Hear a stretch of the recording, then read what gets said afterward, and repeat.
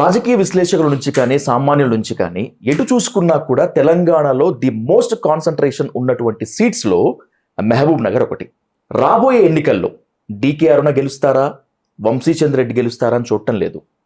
రేవంత్ రెడ్డి గెలుస్తారా, డీకే అరుణ గెలుస్తారా అనేటువంటిది ఒక టాక్ నడుస్తుంది. అరుణ గారు, రాబోయేటువంటి ఎన్నిక మీరు వర్సెస్ రేవంత్ రెడ్డినా?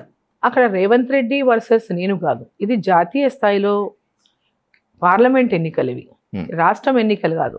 ఇక్కడ అసెంబ్లీ ఎన్నికల్లో అయితేనేమో రేవంత్ రెడ్డి గారు నేను పోటీ పడుతున్నామంటే అది ఉండేదేమో, ఆయన ఒక పార్టీలో ఉండి నేను ఒక పార్టీలో ఉండి పోటీ చేసుకుంటుంటే ఉండేదేమో. ఇక్కడ ఈ ఎన్నికలు పార్లమెంట్ ఎన్నికలు. ఆల్రెడీ ముఖ్యమంత్రికి ఎన్నికలు జరిగిపోయినాయి. రాష్ట్రంలో ముఖ్యమంత్రి ఎవరు ఉండాలో కాంగ్రెస్ వాళ్ళు ఉండాలన్నారు. కాంగ్రెస్ పార్టీ ముఖ్యమంత్రిగా రేవంత్ రెడ్డి గారిని డిసైడ్ చేసింది. ఆ part over, that part is over now. Now the part next begins. కేంద్రంలో ఎవరు ఉండాలి? ప్రధానమంత్రి నరేంద్ర మోదీ గారు ఉండాలి. ఇక్కడ డీకే అరుణ ఉండాలి. మహబూబ్ నగర్లో డీకే అరుణ ఉండాలి. దేశం కోసం నరేంద్ర మోదీ కావాలి, పాలమూరు కోసం డీకే అరుణ కావాలనేది ఈరోజు ప్రజల లోపల ఉన్నటువంటి ఆలోచన.